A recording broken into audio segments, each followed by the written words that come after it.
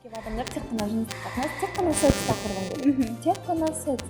Өте анайы түрде жазады, әркіммен бір өйтіп жүрген шығарсың деп. Қазақтың бүкіл бәлесі, қасіреті жыныстық мүшесінен келетін сияқты.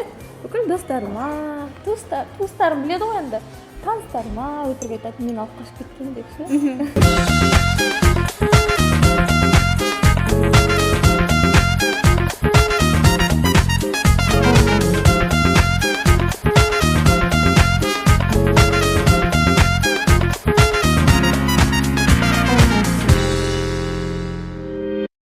Армысыздар, бүгін шектелме жобасының алғашқы саны, және бізде қонақта Эльвира Ерғалина. Эльвира, қош келдіңіз. Қош келдік. Көңіл күйіңіз қалай? Жақсы. Атырауға жаңа түсіп, өзім деген алып ұшып, бұның алдында тек аэропортынан қайтқан, енді қаласын көріп жатырмын. Күн жылы екен, керемет екен. Астанамен қарағанда жылырақ па? Астанамен қарағанда жылы, я күн жарқырап тұр. Кішкене шым қалаға ұқсайды. Өзімнің туған жеріме ұқсағасын бір сондай еркіндік пайда болды. Еркіндік жақсы көресіз ғой? Өте. Шектелме деген жобаның атауы да қатты ұнап тұр маған. Рахмет.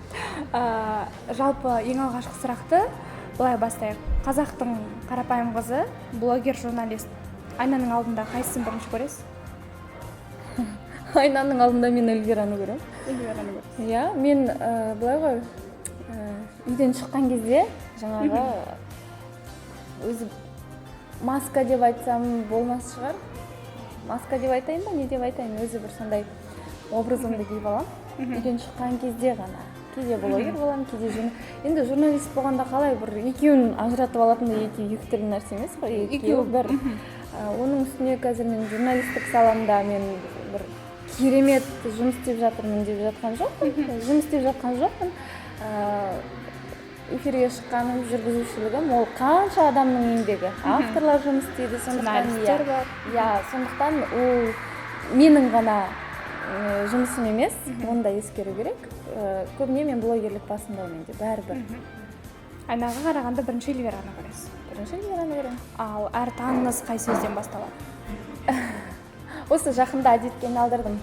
Оның алдында бірінші телефонды шұқылайтынмын, міндетті түрде. Инстаграм бар, WhatsApp бар. Біреу жазса да, жазбаса да мен қарап шығатынмын. Телеграм бар. Солай басталатын.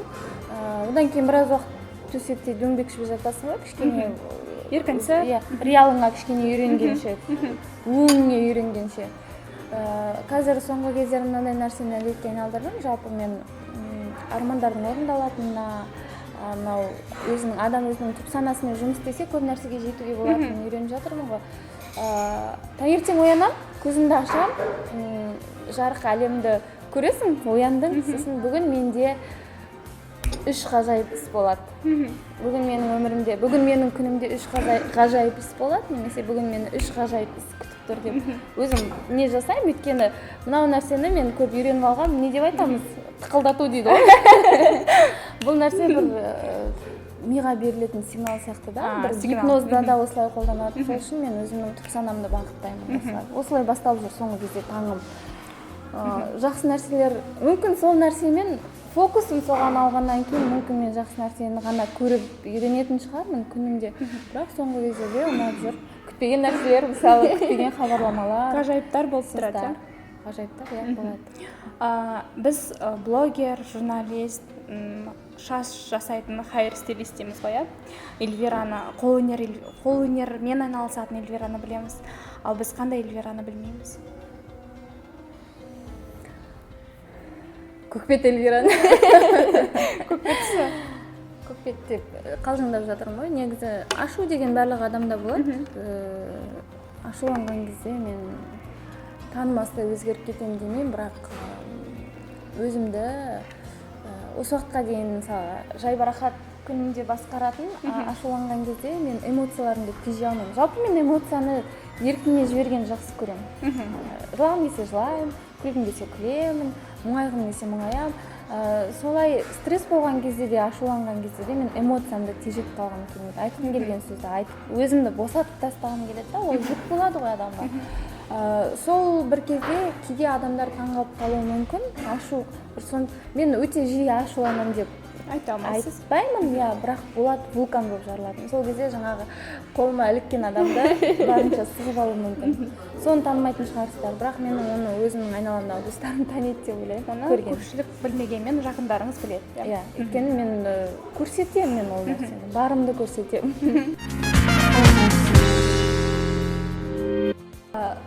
Сіз блогер ретінде қазақ блогерлерінің ішінде дейікші, эксперимент жасаудан қорықпаған блогерлердің бірісіз, иә? Қабірге түсіп көрдіңіз, балгерге де бардыңыз, тіпті кию керек деген плакат ұстап. Гей-клубқа да бардыңыз. Иә. Әлі күнге батылыңыз жетпей жүрген, осыны жасай алмаймын ау дейтін бір дүние бар ма? Негізі бар ғой, ол нәрсенің бәрі, өткен нәрсенің бәрі қазір қарасам, өмірімде белгілі бір миссиямен болған. Сол эксперименттер мен ерекшелік таңғалдыруым керек, жұрттың назарын аударуым керек деген бір көкейімде мақсат тұратын кез келген алған нәрсе менде супер болып шығу керек. Ол нәрсе менің ішкі травмаларым бар, балалық шақтың травмалары бар, жеткіншек шақтың травмалары бар. Сол үңірейіп тұрған бос кеңістіктерді толтыру болған. Мен жұрттың назарын өзіме аударту арқылы, кәдімгі назар, адамдар маған внимание аударса, мен содан қоректенген, питация еткен деп айтады ғой, нәр алғам. Сондай болған. Одан кейін сол нәрселер адамдардың жаңағы таңғалуы маған одан сайын қанат бітіретін сияқты. Маза сыйлайтын, иә? Менде жаңағы лайкомания болсын, талқыға түсу, назарға ілігу деген нәрсе, ол былай айтқанда бір психологиялық ауру деп алайықшы, тырнақшаның ішінде. Сондай болды менде. Ал қазір одан жазылдыңыз ба? Жазылдым. Құттықтаймын, рахмет. Келесі сұрақ, Ләйлә Сұлтанқызының «Әйел» деген кітабын жалпы оқып көрдіңіз ба? Жоқ, мен оқыған жоқпын. Оқыған жоқсыз, иә? Иә, бірінші менің екінші кітабымды алғашқы шығарылымын оқыдым.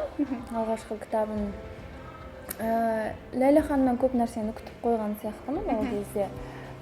Сол күткен нәрсем болмай қалғаннан кейін, жалпы кітап бар деген галочка үшін жазылған кезде келесі кітапты күткім келмей қалады. Негізі мен Ләйлә ханымның жасап жүрген еңбегінің ешқайсысын жоққа шығармаймын, бірақ менің екінші кітабымда мен көп нәрсе күткен едім. Үстін ғана, жалпылама, ашылмаған, иә, көп ашылмаған. Білімді Ләйлә ханым көп нәрсені көрген, басынан көп нәрсе өткерген, бірақ оның бәрін қайтадан кітапқа түсіріп халыққа көрсетудің керегі жоқ. Сол нәрседен, сол қиыншылықтардан қалай шыққанын көрсеткен кезде, бәлкім ашып айтқан кезде, мен әйелді асыға күтуші едім. Жақсылық көрсем өзімнен, иә? Ал жамандық көрсеңіз ше? Өзімнен. Өзіңізден ба? Өзімнен. Айналама? Айтыңызшы. Айналама айнаға қарағандай қараймын. Егер маған біреу агрессия көрсетсе, демек мен оны өзім қалап тұрмын, түп санаммен. Жалпы қазір соңғы кезде адамдардың барлығы бір проблемалардан алыстап, иә, жанын емдеумен әуре болып кетті. Басқаларды білмеймін. Мен әрқашан осы жаныма ем іздеумен келе жатырмын. Неге? Не үшін ол? Қалай ол тоқтамастан ем іздеу деген не нәрсе?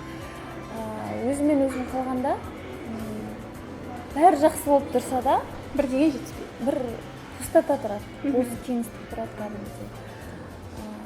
Оның жауабын таппаған кезде адам айналасындағының бәрін көрмейді. Оның жасап жатқан еңбегі, бір жақсы лауазымға жетуі мүмкін, болмаса материалдық жағдай жақсы болуы мүмкін.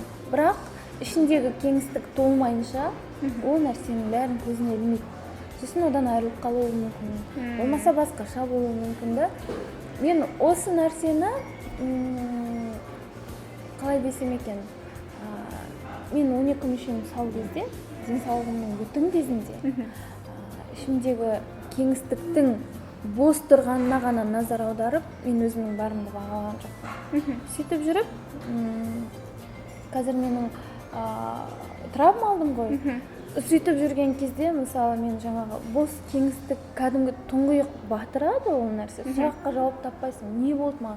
Себепсіз депрессия, себепсіз көңілсіздік, өзіңмен өзің бір тұйықталып қуып кететін кезің болады, иә.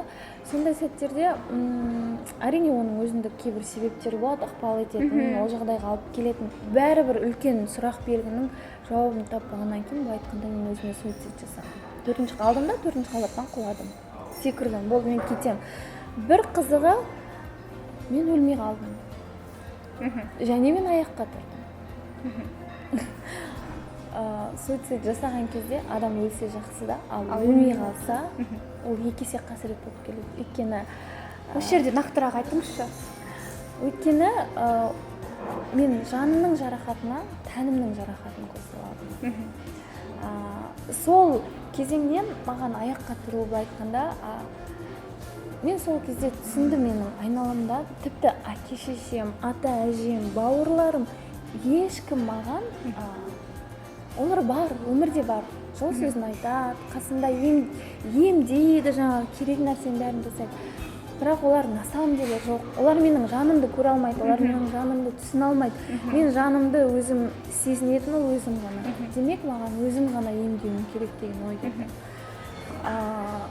Басқалардың неліктен өзінің ішкі әлемін реттеумен айналысып кеткенін білмеймін. Менде себептер болды. Осы жаным мен тәнім қатар ауырғаннан кейін мен 2 есе ден қойдым. Өйткені көп нәрсені тәнімнен көретін, тәнім өзгергеннен кейін, яғни жарақат алғаннан кейін, оны қандай да бір құрбандыққа тастай салғаннан кейін, бәрібір ішіндегі нәрсе өзгерген жоқ та. Сосын демек, барлық нәрсе іштен. Демек, мен ішімді өзгертуім керек деген ниетпен мен солай іздене бастадым. Жаныңыздың жарақатына тәніңіздің жарақатын қостыңыз, иә? Сол кезде қайдан күш жігер алдыңыз? Қайтадан аяққа тұруға? Просто выход жоқ. Кәдімгі тупикке бардым да, тірелдім. Менде жалғыз выход, жалғыз жол, ол өлім деп ойлағам. Қол жұмсайын деп ойлағам. Ол да, оказывается, жоқ екен. Ешқандай тупик жоқ, болды. Тірелген кезде не істейсің? Әрине сен уже ішкі жан дүниеңді разбираться ете бастайсың. Ішкі жан дүниеңді ақтара бастайсың. Күш жігер менде бірден болды деп айтпаймын. Мен просто көп тәсілді іздеп көрдім. Бір кездері мен намазға жығылдым. Кәдімгі 5 уақыт намаз оқыдым. Менің жаныма дауа болатын шығар деп. Бірақ әр намазға тұрған сайын сен Құдайдан бүкіл күнәң үшін жалбарынып кешірім сұраған сайын сен өзіңнің күнәһар екенін еске ала бересің да, одан сайын тұңғиыққа түсе бересің кәдімгідей. Менде ешқандай діни сауат болған жоқ, мен просто бар болғаны бас сауғалап келдім. Бірақ көмектескен жоқ. Енді қазір Құдайға сенесіз бе? Құдайдың барына сенем. Мен сенем Құдайдың барына. Және Құдай әрқашан менімен екеніне сенем. Бір күні бір жаныңыз емделді, Аллаға шүкір, иә? Әлі де жаныңыз жадырап, намаз кері бастап, 5 уақыт намаз оқуыңыз мүмкін бе? Мен ештеңені мүмкін емес деп айта алмаймын. Бәрі мүмкін. Сіз осы жақында шашыңызды қиған кезде өзіңіз жаздыңыз, адамдар не істесеңдер де, арықтасаңдар да, толықтасаңдар да, тіптен өздерің біліңдер, жабынып жүресіңдер ме, ашық жүресіңдер ме, бірақ маған тиіспеңдер деп жаздыңыз, иә? Соған ұқсас жаздыңыз. Өз ақылыңыз өзіңізге жете ме? Жетеді.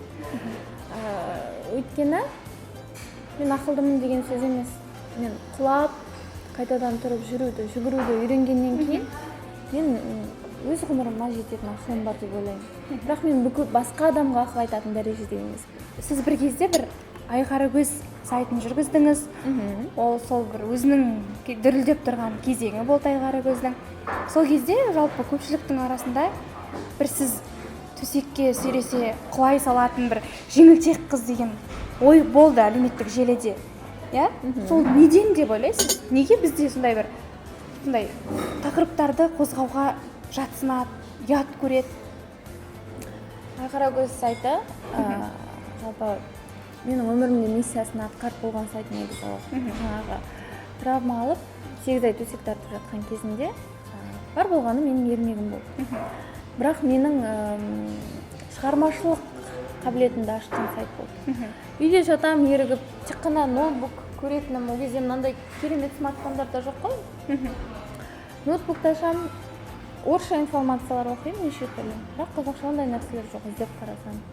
Неге осындай нәрселер ашпасқа деп жүрген кезде бір күні Ермұхамед Мәулен бірге оқыған курстасым сол Аладоп.kz деген сайтты ашыпты. Сосын анда сайтты көргеннен кейін маған идея келді. Мен осындай қыздарға арналған сайт ашқым келеді.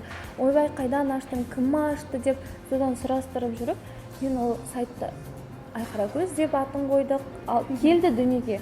Ол келген кезде менде бір тіпті контентті сараламағанмын да, жалпы қазақ аудиториясы қалай қабылдайды, оқи ма, оқимай ма, шаруам жоқ. Мен тек қана өзімнің жеке басымның қажеттілігімді қанағаттандырып жүре берген ғой. Сол болмысында көрген адамдар мүмкін сондай пікірге келген шығар, бұл қызды жазатыны анау. Бірақ бар ғой, сол Айқарагөзде дәстүрді де салып отырдық, тамақты да салдық, сұлулықты да, сәнді де салдық. Бірақ жоқ, айналып келіп адамдар тек қана жыныстық қатынас, тек қана секс тақырыбын, тек қана секс. Соны оқып кетеді. Қазақтар үшін секс деген сөз не үшін, иә? Неге қазақтар осы сөзден қатты ұялады? Өйткені мен ойлаймын,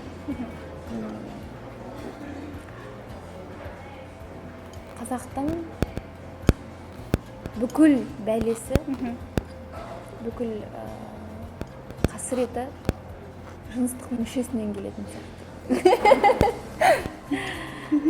Білмеймін неге екенін. Мен сөйтіп ойлаймын, бәлкім солай шығар, бір тарихымызда сондай бір нелер болған шығар деп. Өйткені бұғау сөздің бәрін тіреп қояды. Сен пәленіңді шығарып жіберемін, түгенді же, үйтіп кетем. Білмеймін, қазақта ең сорақ сөз, жаңағы сен албасты, сұмырай дегендерден де бөлек ең сорақ сөз жыныстық мүшенің атаулары және секс деген сөз.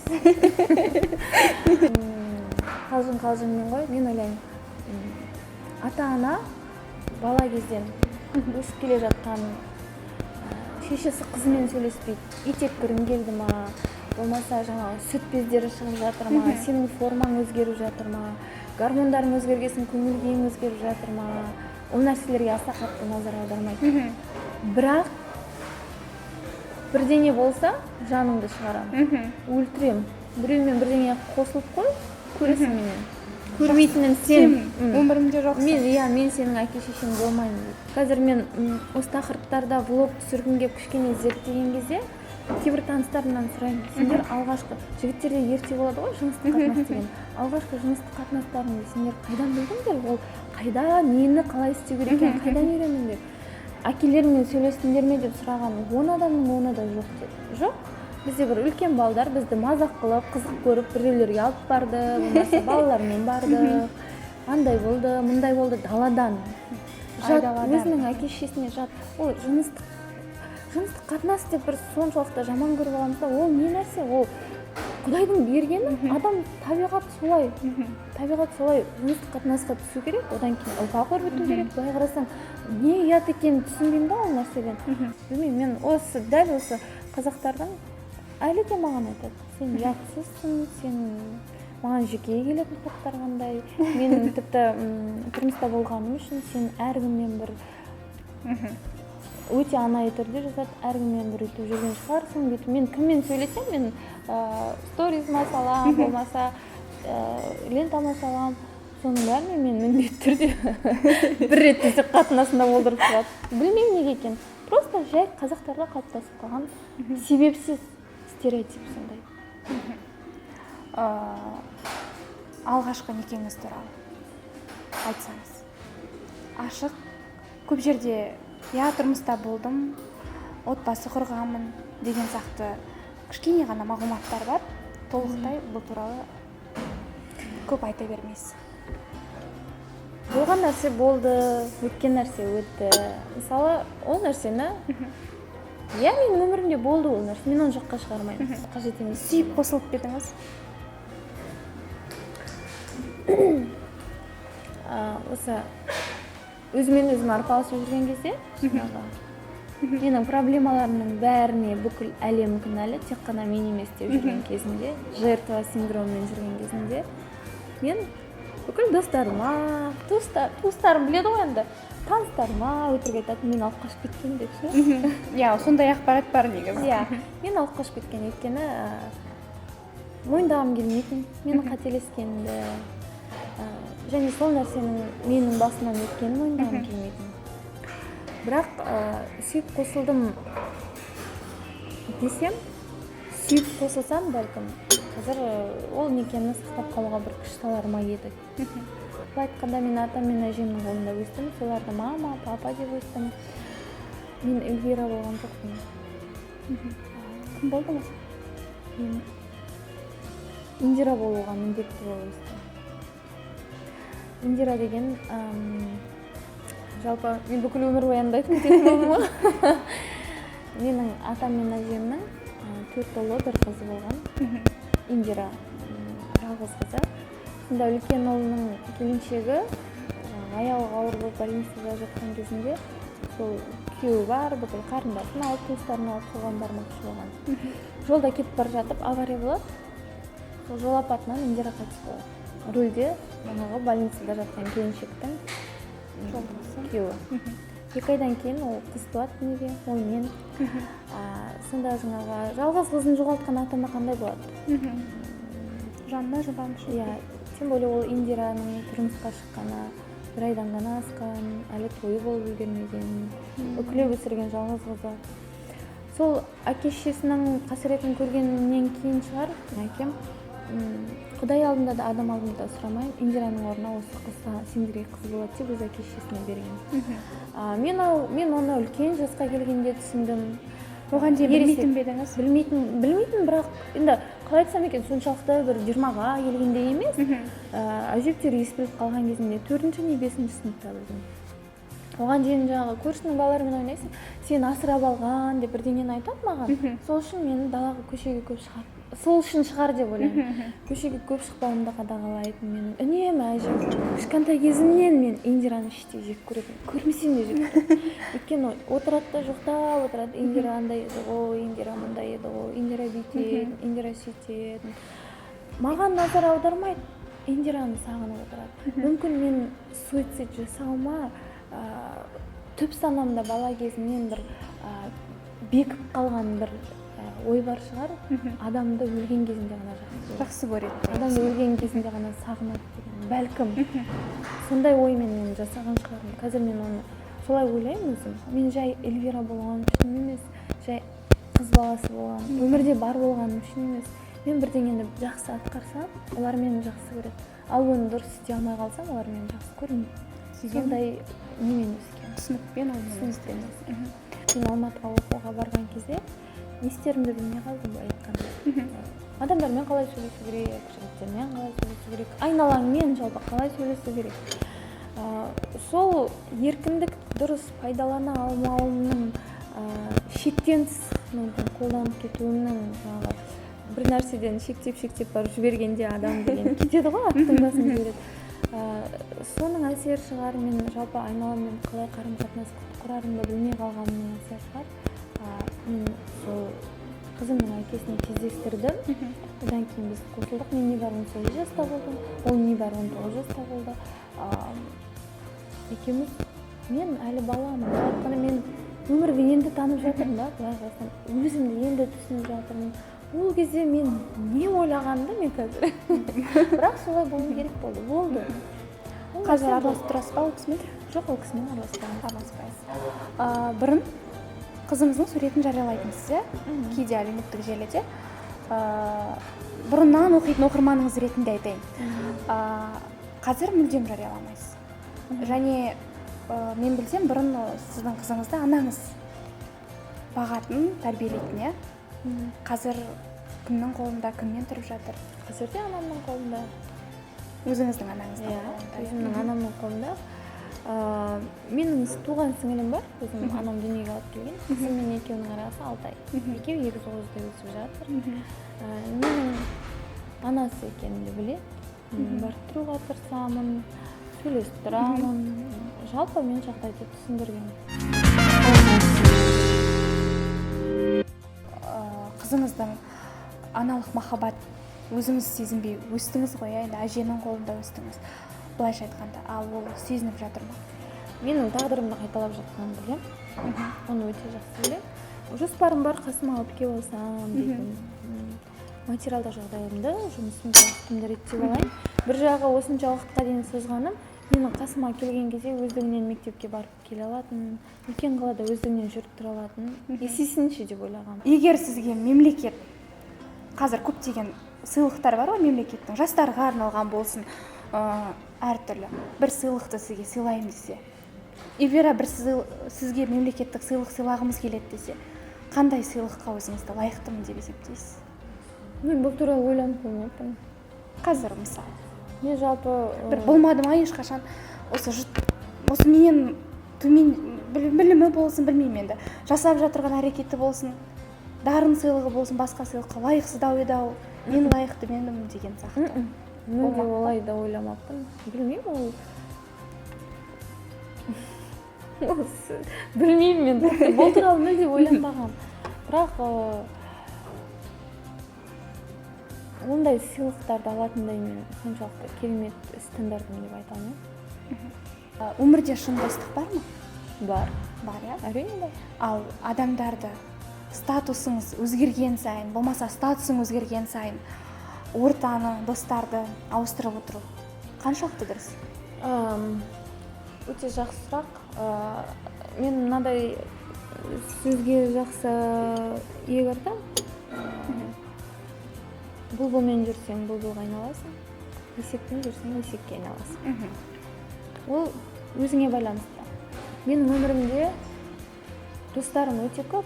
Белгілі бір уақытта өте тығыз байланыста боламыз. Сосын арамыз алшақтайды ақырында. Бірақ мен оны жек көріп, одан алыстап кеттім деген нәрсе емес. Бар болғаны тіршілік солай екіге бөліп жібереді. Оның басқа қызығушылығы пайда болады, менікі басқа болады. Болмаса екеуміздің қатынасымыз бір-біріміздің өмірімізде белгілі бір миссияны орындап болғаннан кейін ары қарай алшақтыққа ұласып кетуі мүмкін да. Сондықтан мен дос таңдау керек деген нәрсеге, ортаны дұрыс таңдау керек деген нәрсеге мен өте мұқият болған дұрыс деп ойлаймын. Қазір, дәл қазір кішкентай Эльвирамен кездессеңіз, не айтар едіңіз? Кішкентай Эльвирамен кездессем, құшақтаймын. Ең бастысы қазір кез келген жасымда өзіме сүйеу болатын, өзімді жақсы көретін, кез келген бастамамды қолдайтын өзім бармын да. Ол маңызды емес. Өзім бармын. Тағдырыңызға ризасыз ба? Ризамын. Жақында ойланып отырдым да, маған қайтадан өмірді берсе, мен дәл осылай сүретін едім. Жеке өміріңізді қатты қорғайсыз ба көпшілік назарынан? Ол менің жеке өмірім болғаны соншалық. Мен құрбыларыммен де бөлісіп екен. Ешкімге айтпайсыз? Ешкімге айтпаймын деген мақсат емес. Білмеймін, қажеттілігі жоқ сияқты. Қажет болған жерде таныстыру керек адамдармен таныстырамын. Мысалы менің сіңлілерім біледі деген сияқты нәрсе. Мен соншалықты мен анамен кездесіп жүр, менің жігітім бар. Білмеймін, ол сүйіншілеп сұрайтын нәрсе емес сияқты. Ол соншалықты еңбекпен келетін нәрсе емес. Бар болғаны екі адамның бірін-бірін ұнатуы, бірін-бірімен уақыт өткізуге асығуы. Білмеймін. Айтатын кезде болатын шығар, оны соншалай мен ойбай деп анау Қайрат Нұртас сияқты жоқ деп ондай нәрсе емес. Білмеймін, маған бар болған қажет емес деп ойлаймын, болды. Жаңа таныс па, әлде ескі дос па? Екеуі де. Ал егер біреуі болса? Ескі дос. Түнгі студия ма, Инстаграм ба? Инстаграм. Ұят па, еркіндік пе? Еркіндік. Ас үй ме, жатын бөлме ме? Жатын бөлме. Алғаш рет неше жасыңызда сүйістіңіз? 7-ші сынып шығар. жетінші сыныпта мен нешеде болдым? 15-темін ба? 15-те істейсіз бе? Егер ертең өміріңіздің соңғы күні болса, ештеңе істемеймін. бәрін табыс қалпында қалдырасыз ба?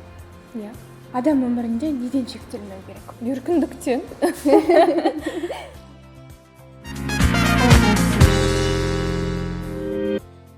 Рахмет. Уақытыңызды бөліп, сұхбатқа келіскеніңізге Сізге де рахмет. шығармашылық табыстар тілейміз. Барлық армандарыңыз, мақсаттарыңыз орындалуына шын жүректен тілектеспін. Көп рахмет, айтқаныңыз келсін. Сізге де шығармашылық табыстар, сәттілік әрқашан серігіңіз.